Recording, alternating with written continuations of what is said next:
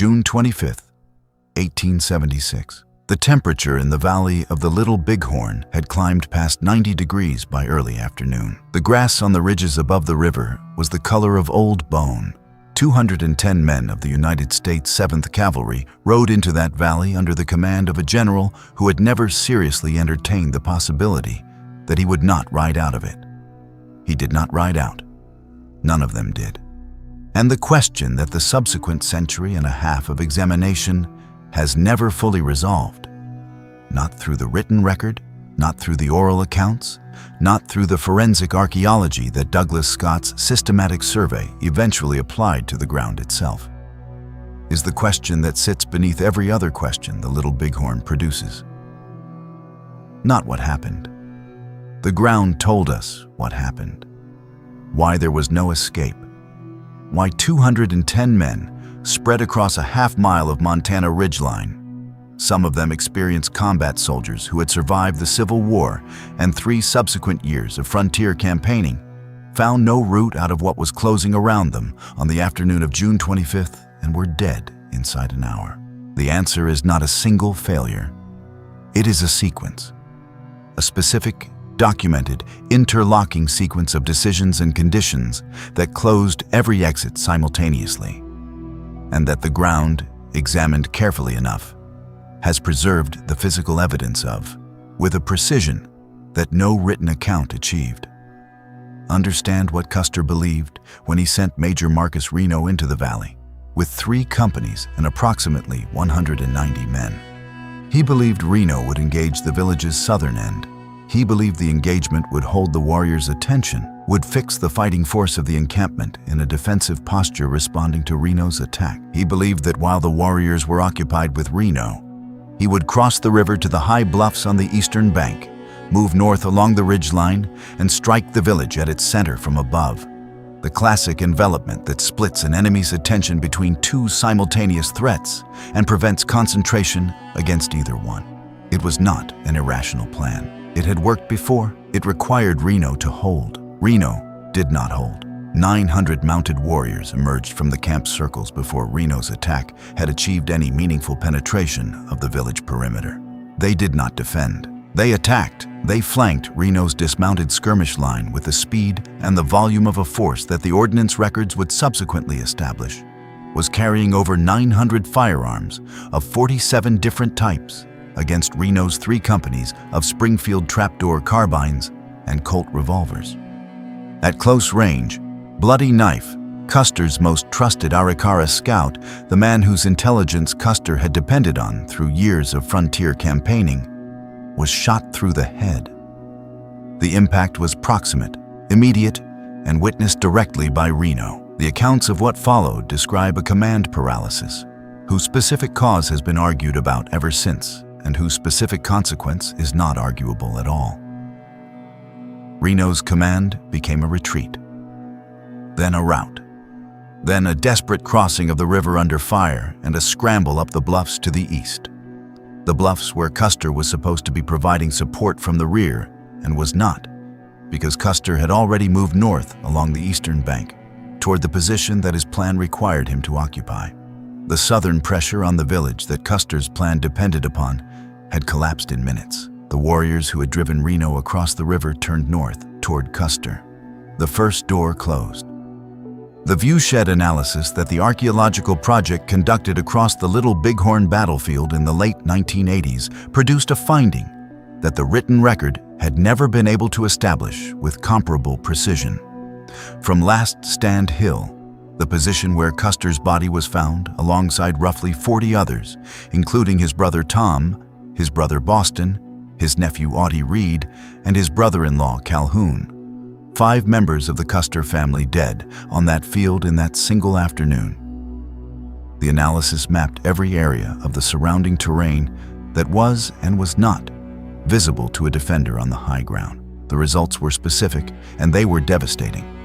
The ridgeline that Custer had taken because his training and his doctrine told him that high ground was defensible ground was high ground riddled with blind spots.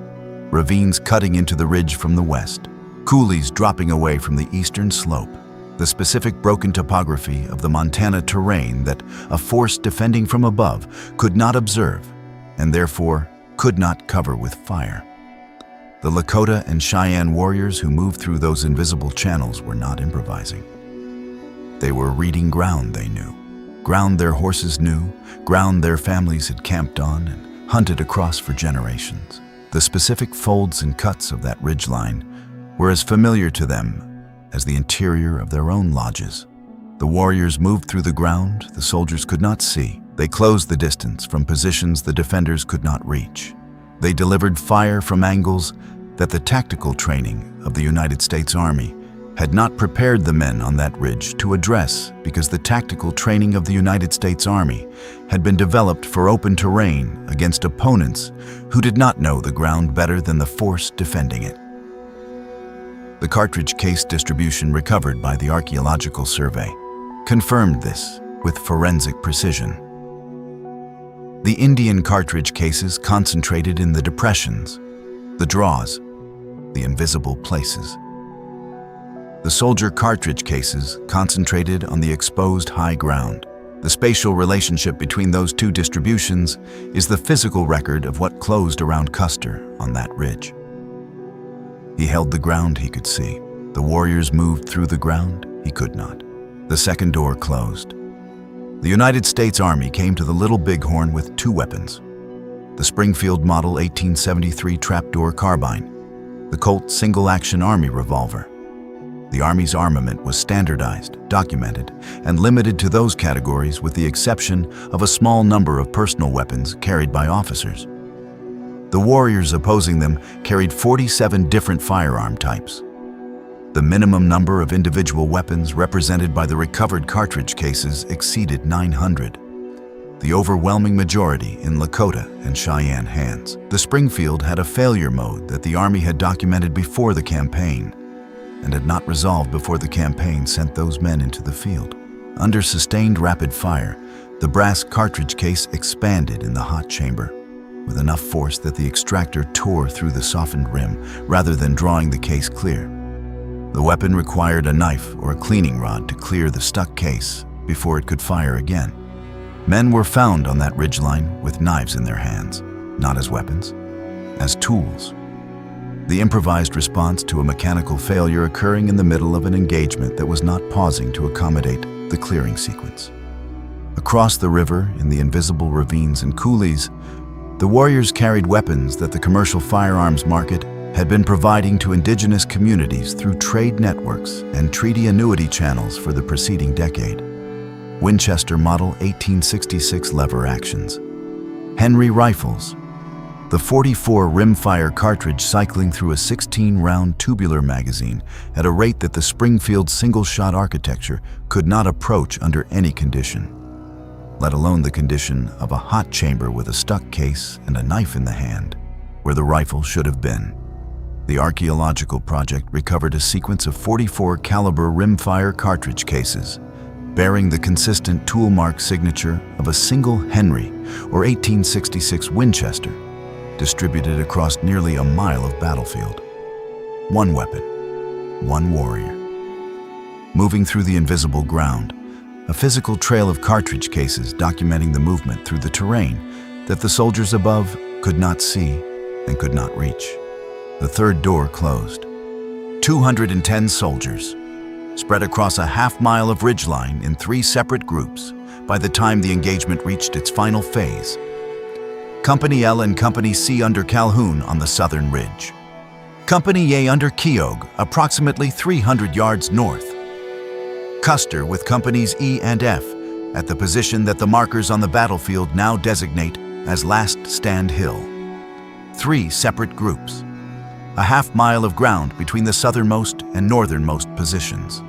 Each group isolated from the others by the terrain and by the warriors moving through the terrain between them.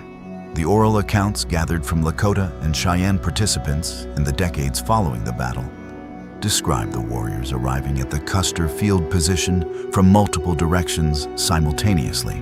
From the south along the ridgeline, after the Calhoun position had been overwhelmed.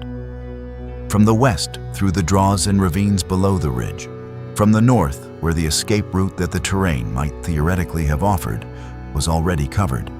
The estimates of the total warrior force engaged against Custer's 5 companies in the final phase range from 1,500 to 2,000 men. The fighters who had driven Reno across the river, now flowing north and adding their numbers to the warriors, already pressing from below the ridge, 7 to 1, some estimates higher, against a force scattered across a half-mile in 3 groups, each too far from the others to provide mutual support in the time the engagement was moving. The 4th door closed. Every account of the Little Bighorn, written, oral, and archaeological, agrees on one thing about the engagement on Custer's Ridge. It was fast. The best available estimate from the archaeological evidence and the surviving oral accounts places the entire engagement from Custer's initial contact to the destruction of the last surviving group at between 45 minutes and slightly over an hour. 45 minutes. In 45 minutes, the options available to a military force do not include the deliberate tactical withdrawal that the word escape implies. They include the immediate, instinctive, reactive responses of individual men and small groups attempting to survive the specific seconds they are currently inside, rather than the minutes ahead. The soldier who might have found a route down the northern slope in 2 hours of careful observation had 45 minutes of sustained fire from multiple directions and a stuck cartridge case and a knife in his hand. The archaeological survey recovered the physical evidence of men who moved in the final minutes. Cartridge cases in positions away from the main defensive concentrations, suggesting individuals or small groups attempting to find ground the fire was not yet reaching. The movement did not produce escape. It produced cartridge cases in different positions, which the ground preserved and the survey recovered and the analysis mapped. The 5th door closed. The question was never whether Custer could have survived if he had made different decisions in the days and hours before June 25th.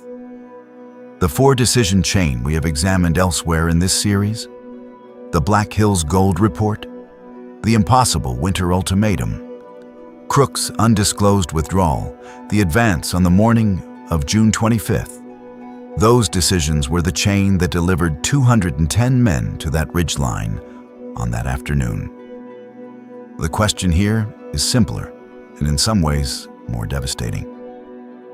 Once they were on that ridge, on that afternoon, in those conditions, against that force, was there a door that remained open? The ground says no. The viewshed analysis says no. The cartridge case distribution says no. The weapons comparison says no. The numbers say no. And the time, 45 minutes from contact to silence, the engagement moving faster than the options available to the men inside it, says no with the specific finality of a fact that requires no interpretation. The doors closed in sequence, each one closing faster than the previous because each closure accelerated the next. Reno's collapse sent warriors north. The warriors moved through ground Custer could not see. The weapons in their hands fired faster than the weapons in his soldiers' hands. The numbers arriving from every direction exceeded what 3 scattered groups could address simultaneously. And the time compressed everything into the specific, irreversible 45-minute window that left no space between the closing of one door and the closing of the next for the gap that escape requires. The ground held the evidence of every closed door. It holds it still. Pressed into Montana soil by cartridge cases and marker positions and the specific spatial distribution of 2 forces whose weapons and knowledge and numbers and time all pointed in the same direction on the afternoon of June 25th, 1876. There was no escape. The ground always knew. It took us a century to ask it the right questions.